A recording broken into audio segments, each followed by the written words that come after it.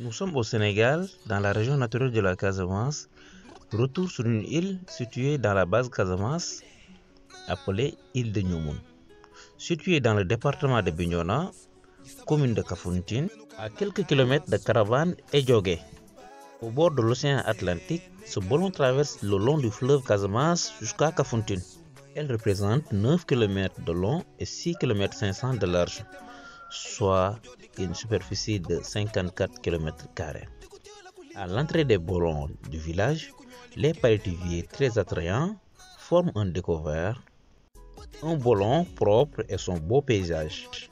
Avec son tourisme, l'île accueille 1 millier de touristes par an, dont son principale activité est la pêche et l'agriculture. À l'entrée du village, les palétuviers forment une tunnel vert. Cette tunnel bien entretenue sert également à ralentir l'érosion côtière, car depuis quelques années, ces insulaires sont menacés de déguerpissement. Nous sommes à 1 km du débarcadère. Voilà un village avec plein de potentiel. L'exploitation des huîtres et le miel de mangrove participe également sur l'économie du village.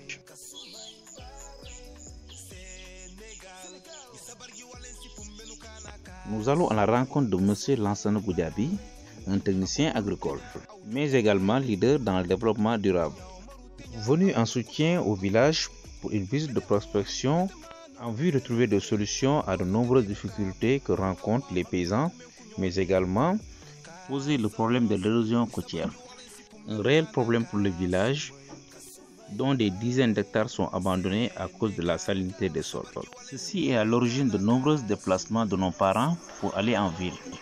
Il faut noter également que la qualité du riz cultivé en Casamance se fait rare dans le continent. Ceci veut dire encadrer cette culture pour sauver toute l'Afrique pour l'autosuffisance en riz, particulièrement le Sénégal, nous dit M. Lansana Goudiaby.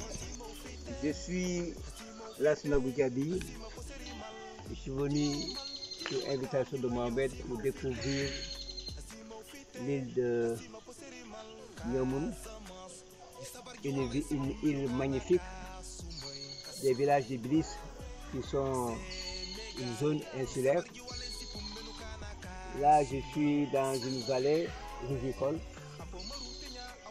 et cette variété de riz est une variété traditionnelle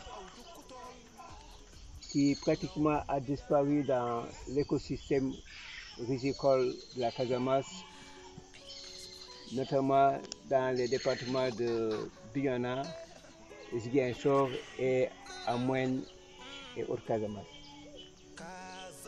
Là-bas, les projets et programmes ont introduit des variétés sélectionnées par la recherche et qui ont permis de s'adapter aux conditions agroécologiques eu égard au changement climatique.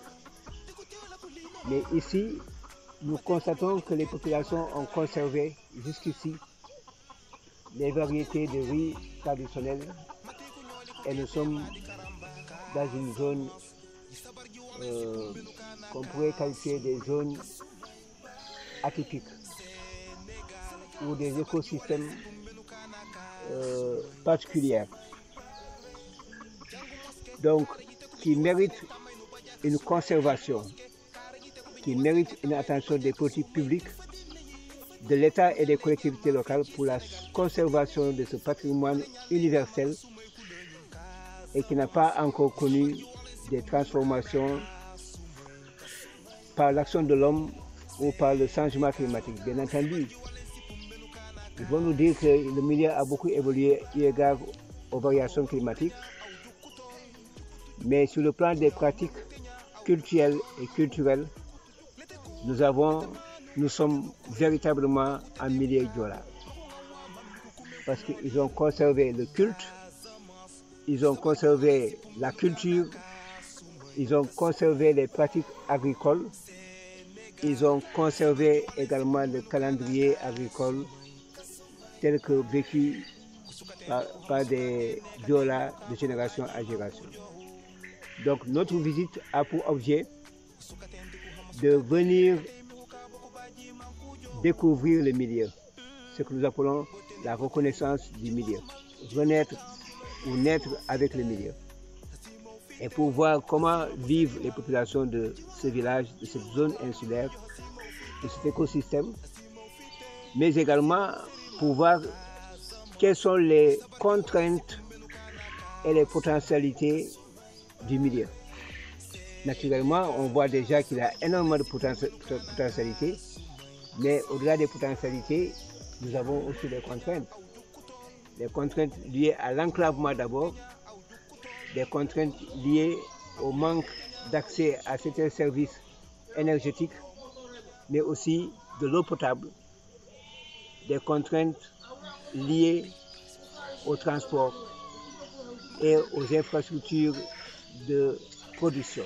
Tout à l'heure, j'ai visité un poulailler, ce qui montre qu'il y a encore un potentiel ici, où il y a association poulet, caille et d'Inde. Donc nous avons énormément de choses à voir durant notre séjour, et c'est l'occasion pour moi de remercier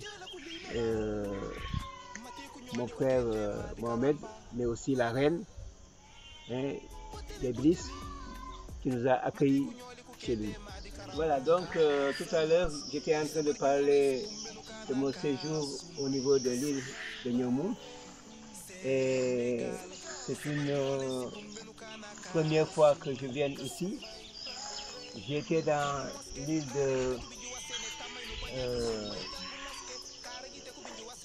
dans une île à l'autre côté de la commune de Kafountine, Kaloulou, mais là, le milieu a changé complètement. Et ici, je suis en face de moi une rétention qui date depuis des années. Et ce bassin est une stratégie pour les populations de recueillir l'eau de pluie pour les besoins domestiques. Donc la lessive et le nettoyage en face d'un bassin de rétention qui est l'œuvre des populations, un aménagement et une stratégie de captage des eaux de pluie. Ce bassin permet aux populations d'avoir en permanence de l'eau pour les besoins domestiques. Et donc, parce que nous sommes en milieu insulaire, c'est des écosystèmes extrêmement vulnérables et fragiles, et qui manquent de beaucoup de potentialités, notamment le fait que la nappe phréatique n'est pas très loin donc des eaux salées, et ce qui fait que après l'hivernage, il y a la remontée capillaire qui fait que l'eau devient saumâtre, mais ici, jusqu'à des mois avancés après l'hivernage, les populations utilisent cette eau pour des besoins domestiques que je voulais d'énumérer. De penser à des stratégies de dessalement, des stratégies d'amélioration donc de l'eau de boisson, et cela, les solutions existent. Donc il suffit de faire des forages, des mini-forages ou des points filtrants avec des systèmes de filtrage évolués.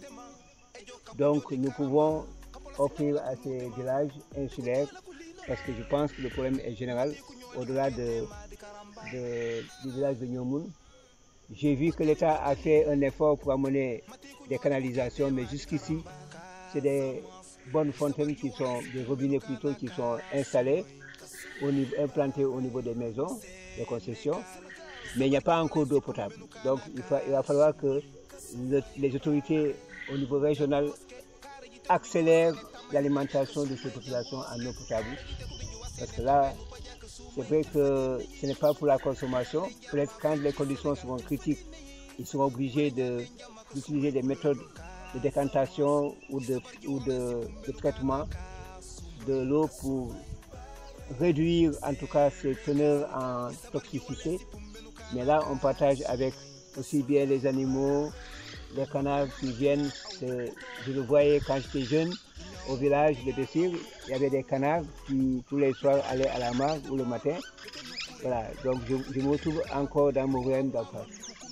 Mais ce que je retiens ici, c'est la riziculture.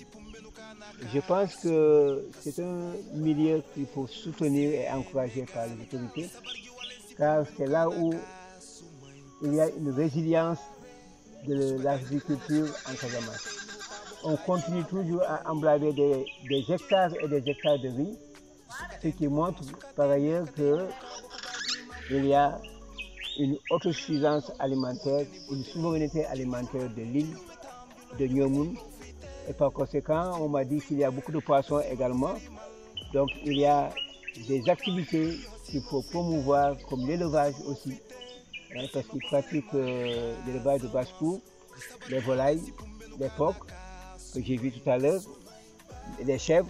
Mais il faudrait que les programmes de développement intégrés soient dans ce milieu-là, parce que nous pouvons faire énormément de production de produits exotiques qui pourront justement intéresser, en tout cas les hôteliers, qui pourront intéresser aussi l'exportation dans les pays occidentaux, parce que les zones insulaires ont tout ce potentiel-là. Donc, c'est l'occasion pour moi de remercier en tout cas Mohamed, et je pense que mon séjour va nous pousser à dialoguer avec la population, à faire un diagnostic sommaire pour avoir les axes d'orientation d'activités qu'on pourra être engagé ici, mais aussi surtout écouter les populations sur les besoins fondamentaux, leurs contraintes, dont certains pourront être relayés et transmis à l'autorité, dont les maires de Kafountine, le sous-préfet de Kataba 1, le préfet de Bignona et le gouverneur de Ziguinchor, entre autres, pour que les services déconcentrés de l'État puissent accompagner les populations ici à répondre à leurs attentes en termes de besoins dans tous les domaines. Voilà donc, merci Mohamed. Nous avons procédé également à la visite des projets, notamment l'installation de robinets dans le village et un projet des femmes qui s'activent dans la volaille, appelé le GIE Kalouma. Ce GIE s'active dans l'élevage des poules, les dindes, les Bleu Hollande, les cailles et l'installation du parc des huîtres pour la saison à venir. Pour augmenter la reproduction des huîtres, il faut noter également que chaque année, au minimum, les femmes gagnent 3 millions de francs dans cette activité. Des citernes de rétention d'eau pluviale ont été installées par la mairie de Kafountine. Celui qui a fait ça. 2018. Reçu par le doyen du quartier pour un bonjour avant la rencontre avec les femmes du quartier de Essangol, particulièrement du GIE de Kalouma. La présidente Marie-Louise Diédou nous présente l'organisation des GIE dans le village.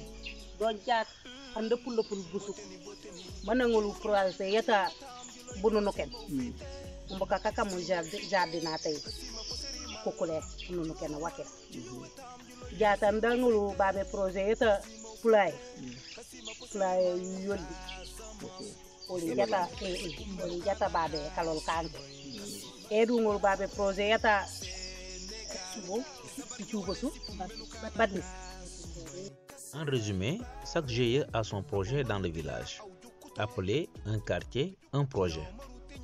À chacun son spécialité pour éviter la concurrence et la pourrure des produits dans le marché. M. Goudiaby nous explique son projet pour les femmes de la Casamance, une femme, 3 palmiers. C'est quoi c'est Ammi Babe? Kuti yo kati da ban comme Kaolack, Tambacounda, Bokor. Kammi tate useno na fiyen, kandol Ammi be ko senaku ma tioko.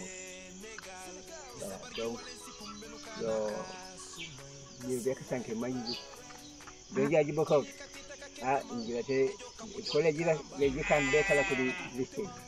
Mais di mag jat. Woni be kan Esukiyano san kutenga enjami kono kunyen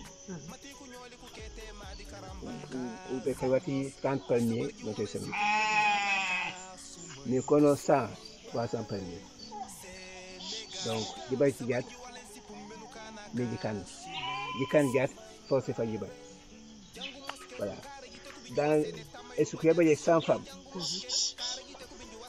et ben jat 300 palmiers moko kam mitem e mi tiano sal ko ngone ko baji assez kano san au moins 200 à 300 000 dimita mora gegen jat panka 21 millions donc e mi tiano sal don mami manji dinga ko bala kati palmier manji bale kabojete ni sidu pasu e man ko suma ko la ko ni sidu pasu la mo ya ko na jat voilà donc ko joye yolu e panu kala la suma tate kabru voilà buri tout be yobe kabru manu seno to kati usui jala bezgen so ngoma be gudom de kolda delenga nenay wofla seydou bunkiring bignona sina ja bignona officiellement ya bu kanon san ko nga woli be kan pepiniere tari ka funtu e sika janna e man bi fama lofe e ko be mais enjat yo tari fama lofe to fana Kalau mereka dikreati itu mana-mana tebu bebas. Udah kau kan nasi. Umang jat. Abek esen abek kelka kunu kau ni 2500. Kaku pangkam mante inje kanjat harga ya di inje leo. Wala Muhammad ni Aceh. Kolda. Tebu bekelo seni. À